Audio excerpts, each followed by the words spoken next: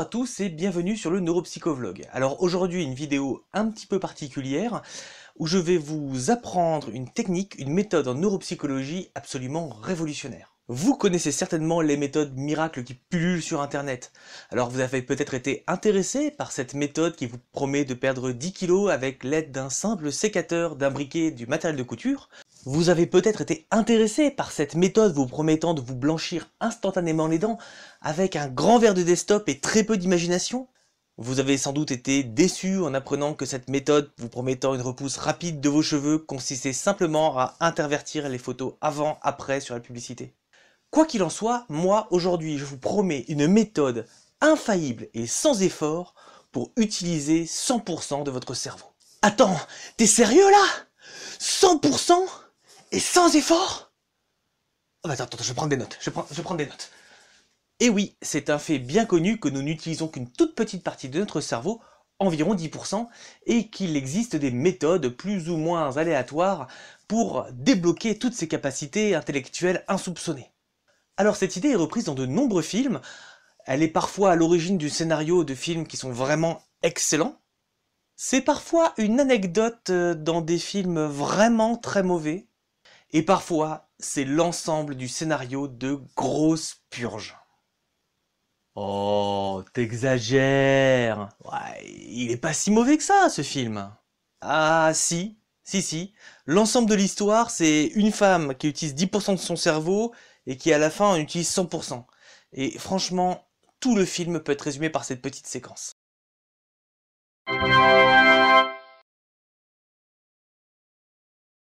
Bref, voici donc une méthode sans effort pour utiliser 100% de votre cerveau.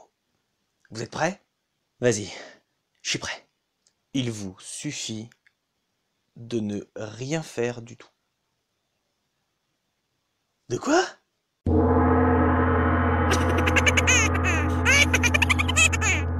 Et oui, vous n'avez rien besoin de faire pour utiliser 100% de votre cerveau, c'est déjà le cas. L'idée qu'on n'utilise que 10% de notre cerveau, ou 20%, ou 50%, ou 90%, c'est une fausse idée, c'est un mythe qui ne repose sur rien du tout. Oui, vous utilisez déjà 100% de votre cerveau, et il existe de très nombreuses preuves qui vont dans ce sens-là. Le neurologue canadien Barry Beierstein a proposé 7 preuves démontrant que l'idée que nous n'utilisons que 10% de notre cerveau est un mythe. Alors on va pas toutes les voir, ce serait trop long. Moi je vais en présenter juste quelques-unes, celles qui m'ont toujours paru les plus évidentes. Première preuve, la théorie de l'évolution.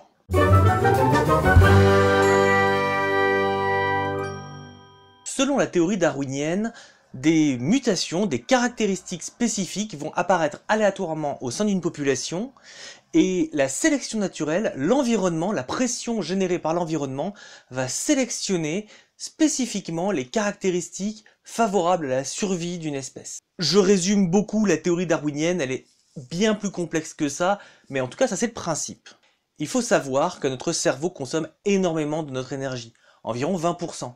Si 90% de cette énergie est inutile puisqu'elle alimente un organe qui ne fonctionne qu'à 10% de ses capacités, dans ce cas, il y a 18% d'énergie qui est dépensée en pure perte, ce qui en fait un désavantage évolutif absolument gigantesque.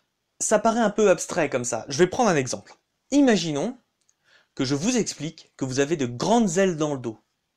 Mais pour l'instant, elles ne peuvent pas vous servir à voler, peut-être dans 1 million d'années ou deux. Le truc, c'est que ces ailes-là, en attendant, il faut les faire pousser, il faut que votre corps les entretienne. Elles sont susceptibles d'être blessées, elles peuvent vous déséquilibrer, elles vous empêchent de courir, elles peuvent s'accrocher aux branches. Moralité, vous êtes une proie bien plus facile pour les prédateurs que votre voisin qui n'a pas d'ailes dans le dos. Autre raison d'un avantage évolutif, la taille de notre tête.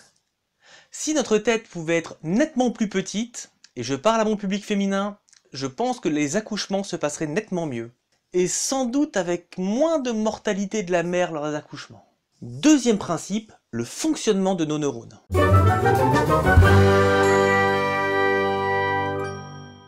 Il y a un principe qui est très important en neurologie et en neurosciences. Un neurone qui ne travaille pas, c'est un neurone qui ne mange pas.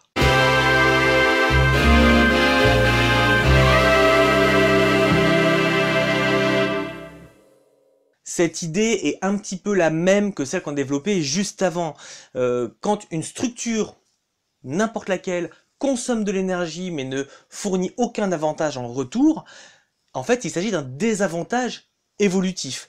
Et ce principe de j'élimine tous mes désavantages n'a jamais été mieux appliqué que dans le cerveau. En gros, lors du développement du cerveau du fœtus et du bébé, un grand nombre de neurones, un grand nombre de connexions vont se faire dans le cerveau. Et au cours de la croissance, au cours de l'âge adulte et jusqu'à la mort, les neurones vont être sélectionnés, les neurones vont mourir petit à petit, les connexions vont être sélectionnées en fonction de leur utilité. Et ce qui détermine leur utilité, c'est leur activation. Si elles sont utilisées, si les réseaux cérébraux sont utilisés, ils sont conservés. Si les réseaux cérébraux ne sont pas utilisés, ils sont détruits. Si nous n'utilisions que 10% de notre cerveau, 90% de nos réseaux cérébraux seraient inutiles et seraient donc éliminés par le principe de l'élagage synaptique. Les synapses en trop, les synapses surnuméraires inutiles sont éliminées. Troisième principe, les lésions cérébrales.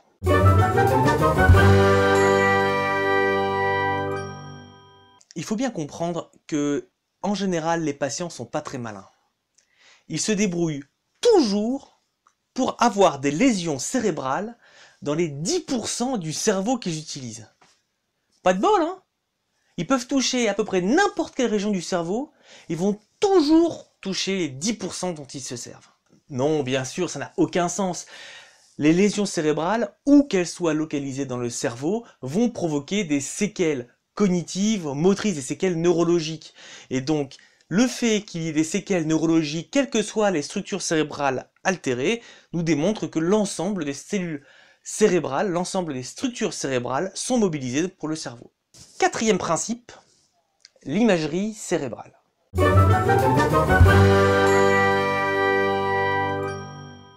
Alors, à l'heure actuelle, nous avons de nombreuses méthodes d'imagerie cérébrale qui vont nous permettre d'observer directement ou indirectement l'activité du cerveau.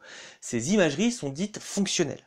Parmi les imageries fonctionnelles, on peut citer l'électroencéphalographie, la scintigraphie, la magnétoencéphalographie et bien sûr l'IRM fonctionnel. C'est d'ailleurs très souvent des images d'IRM fonctionnel qu'on montre pour illustrer l'activité cérébrale, alors que l'IRM fonctionnel ne l'observe que de manière indirecte. Mais ça fera l'objet d'une autre vidéo. Ce que nous ont montré les études en imagerie fonctionnelle, c'est que l'ensemble des structures cérébrales sont mobilisées en permanence, y compris quand on ne fait rien, et y compris lorsqu'on est en train de dormir. Bon, je vais m'arrêter là au niveau des preuves, il en existe d'autres, mais je vais pas m'éterniser sur le sujet. Alors, d'où vient cette légende, cette idée reçue du fait que nous n'utilisons que 10% de notre cerveau? Eh ben en fait, on n'a pas de source nous indiquant exactement d'où vient cette idée, mais il y a plusieurs pistes. L'une des hypothèses les plus classiques serait que la confusion vient de l'époque de la découverte des cellules gliales. Les cellules gliales sont des cellules qui sont extrêmement nombreuses dans notre cerveau, beaucoup plus que les neurones, et au moment de leur découverte, on s'est rendu compte, qu'elles étaient environ 10 fois plus nombreuses que les neurones, ce qui est faux, et 2, qu'elles n'intervenaient pas non plus dans le traitement de l'information, dans le fonctionnement cognitif, ce qui est également faux.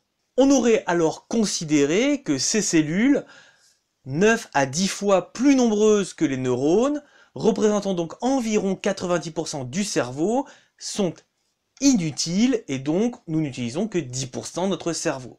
Je précise néanmoins que les cellules gliales sont tout sauf inutiles puisqu'elles ont un rôle extrêmement important de protection, d'entretien et de nourrissage des neurones. Alors moi personnellement j'avais idée d'une autre origine, mais après vérification il est apparu que c'était pas la bonne, mais je vais quand même la citer parce que j'ai pas fait toutes ces recherches pour rien. En 1914, un chercheur extrêmement célèbre du nom de Watson, qui sera un des pères du behaviorisme, et je vous promets qu'on parlera de Watson, parce que c'est un type qui était complètement dingue. Bref, en 1914, Watson publie un ouvrage s'intitulant Behavior, An Introduction to Comparative Psychology. Dans cet ouvrage, il décrit une expérience faite sur un rat auquel il enlève 90% du cerveau. Et après résection de 90% de son cerveau, le rat est toujours capable de pousser une balle. Alors, quelle partie il enlève? Il dit pas. Si le rat a des difficultés cognitives, d'interaction avec ses pairs, si la balle a été poussée par hasard, on sait pas, mais la balle a été poussée. La conclusion qui en est tirée, c'est que le rat n'utilise que 10% de son cerveau, et donc l'humain n'utilise aussi que 10% de son cerveau. Éventuellement, peut-être que ça veut dire qu'un humain peut pousser efficacement une balle avec seulement 10% de cerveau. Après lecture de l'ouvrage de Watson, et c'était pas de la tarte, il apparaît que cette histoire est complètement fausse. Donc, je la cite, comme ça, si quelqu'un vous la raconte, vous saurez que c'est complètement faux. Voilà, donc cette vidéo est à présent terminée, j'espère qu'elle vous a intéressé. Donc c'était ma petite vidéo poisson d'avril, vraiment, et en démontant le mythe dont on utilise 10% de notre cerveau, on me le ressort encore très régulièrement. Des étudiants en médecine, des étudiants en neuropsychologie me la ressortent régulièrement. Donc je le dis, c'est des conneries, donc n'y croyez plus, parce que c'est complètement faux. Comme d'habitude, n'hésitez pas à partager la vidéo, n'hésitez pas à la commenter, c'est ça qui va la faire vivre. N'hésitez pas non plus à mettre un petit pouce en l'air si elle vous a plu, un petit pouce en bas si elle vous a déplu. Et moi, je vous dis à très bientôt pour une prochaine vidéo.